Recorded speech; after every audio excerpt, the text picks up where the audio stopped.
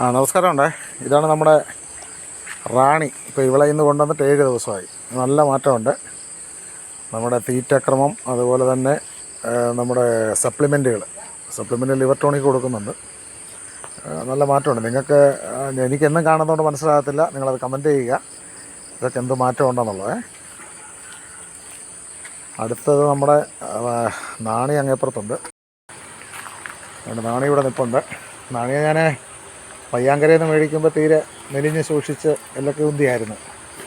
അവളിപ്പോൾ 1 മാസവും 11 ദിവസവും, മെയ് 1-ാം തീയതി മേടിച്ച 11 ദിവസം കൂടെ ആയിട്ടുണ്ട്. അവൾക്ക് നല്ല മാറ്റമുണ്ട്.